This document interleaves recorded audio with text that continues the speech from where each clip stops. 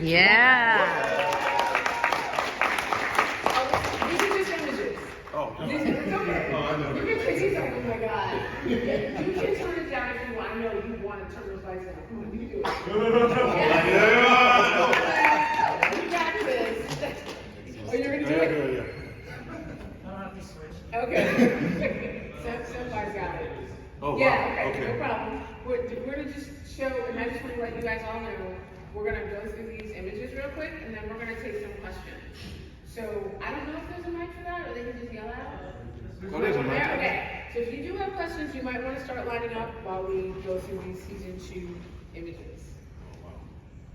So that's the poster you're going to get downstairs. Oh. Wow. So you're going to see some familiar characters. You see some people that made it from season 1 to season 2. And it looks like Iyanu has a few new powers here. Am I wrong? I'm not gonna say. Wow. Here we go. This is Adora with the new characters. Tell me the name of the character in the back. I'll open her. That's Buju. And she is definitely holding a very prized weapon. Yeah, so that is the antagonist Adora of season 2. Wow, she's badass. And is she on the cover of Yeah, she's on the cover of the Starting Project? This is her again. Wow. And these, by the way, these are not her show. These are just for the show. Yes. So season 2 is well underway. Again, these powers are a little bit different, so I'm very curious to see how she powers up season 2. Oh, we're flying. Wait, what's on her hands? Come on, I mean. Not these hands. I actually didn't realize there was something in her hand until I saw it was big. So that's all we're going to teach you with. You're going to watch anything on this show.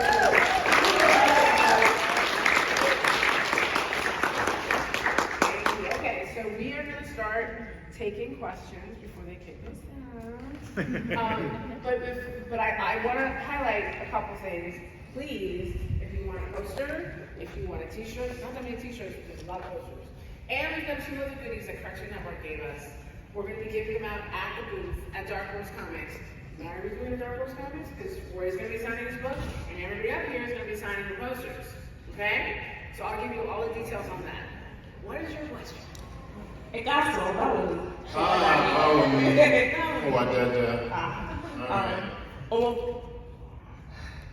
Ọmọ Ìjẹ̀bú Òde ni mo bọ́ Yorùbá. I'm from there as well. So that was my question. Mo bọ́ Yorùbá àti Ìjẹ̀bú, mo nílé sọ dáadáa. So I am a first generation Nigerian American. Woo! I'm just trying to tell you, I just got back from Nigeria last Sunday and we're in New York, and it was the first time I was there in 10 years, and I just felt this beautiful energy and soul, and it was only my 4th time going, but it was so exciting to see how much it's developed, the tech hub, the art, the culture, and so I'm curious, like knowing that Omo Jabumini, and then meeting people from Kordu or like the community, the Nigerian community I connected with in the DC area. Also Ilorin, or thinking about Abeokuta, all these different cities in Yoruba land, right? I'm curious how any of that shows up in your storytelling. Absolutely, all of that shows up in the storytelling. I mean, for those that don't know, Iyanu takes place in our version of Yoruba land, but just because it's fictional, like everything that you see on the page and obviously in the show as well, there is some root or some connection to the actual Yoruba land that exists in Nigeria today. Gordon Akman, who illustrated the first book, was the art director on the show as well. He actually lives in Lagos, Nigeria, and he travels, to the different parts of Yoruba land as well. Like he's been to Abeokuta and different places to actually see what that looks like and what that feels like. And I think for us, that's one of the unique things that you see about our show. This isn't just art that's put together by looking on Google. This is art that's put together from people who have been to the places we are trying to represent. So yes, for us, like that was absolutely 100% important as well. Thank you so much.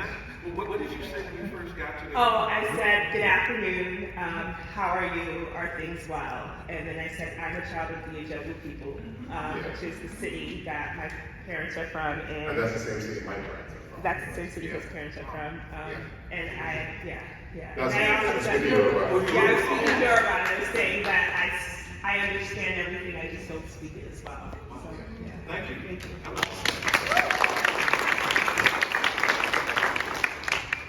I just have one question. My question is action figures. Oh, you want me to do so I don't get in trouble. Okay, so. I definitely want you to get in trouble. It's funny. Yeah, a lot of you have seen, we've been bringing Ekin around the convention. If you've been looking at our stories, he has been traveling and resting. This is a prototype, and another prototype that's going to be at the table. There are going to be toy sets, like home and hour stuff for kids, for Iyanu. Then there's also going to be there are going to be action figures, but we have to wait. Basically, what manufacturers want to do is see that the show is successful. We had to wait until season 1 was complete, and technically, the movie is the end of season 1. And so then we go into season 2, and the goal, don't quote me on this, the goal is Christmas 2026. So, I'm going to quote you on that, and I know where you are. I'm looking for my figures. Thank you. Can we mention the website, the shop? yeah, that's, yeah. Go ahead. I think it's kind of a two-part question. I read the comics first because I read a lot of manga before I watched the anime. I wanted to know if you made the comic hoping it would become an animated show, and I wanted to know where the artists are based because I noticed you used a voice cast out of Lagos, Nigeria. Oh, and also when going from comic to show, I noticed in the comics the exchange with the Elu Messi is children are dying. Children die every day, and in the show, it's people are suffering. People are always suffering. So do you have to tone things down like that when going from comic to show? Okay, you take that second question. I'll answer This is what he does in the writing. the first one about. Sorry, what was the first one again? That was the question about. Whether or not when you made the comic, you set out to make Okay, it yes, into thank you. series. Because that's a very good question. Animation was my first love, but when I got into comics to respect comics. I think a lot of times it's okay to want to do an animated series. I'm going to put this down. This guy is distracting. Don't take it away. I'm just kidding. But a lot of times people get into comics and use it as an avenue to basically just put out something so that they can then go and pitch it somewhere else. That's a huge mistake. If you get into comics because you love it. It's okay to want to have an animated series, but you better treat the medium with respect, treat the fans with respect, treat the industry with respect, and do it because you love it as well, not just because you want to make a buck and then get out and go to animation or live action. So for me, it was very important to do comics for the love of comics, and then hopefully someone recognized me and then move on to animation, which is what happened, but I definitely try to respect the medium and the industry. The second question about toning down stuff for kids. Yeah, the funny thing about it was the things we thought they were gonna, Warner Brothers Animation, we thought that they were gonna hit us on certain things. And the things that they were like, you can't do that, was so ridiculous. And I'm like, this is not even bad. Like, you're letting this through, but the thing you're blocking is, so, yeah, we did have to tone some things down, but most of it made it through. With most action animation, you're not always supposed to show the point of impact. Because, like, if you watch Batman animated series where he punches somebody, sometimes the screen for one frame flashes white, because you can't always show the point of impact. So there was a lot of things we could do that we got away with, and then silly things we thought were throwaway. They were like, you can't do that. Yeah, silly things like Gorilla Poop. Yeah, We wanted to get that out, but that didn't.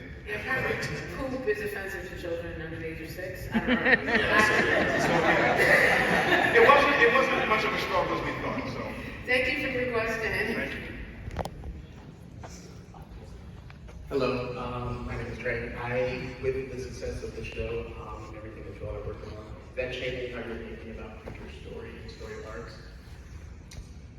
No, because for me, one thing I've learned about the industry is the goalpost is always moving. So I create what I want to see. I create what I feel I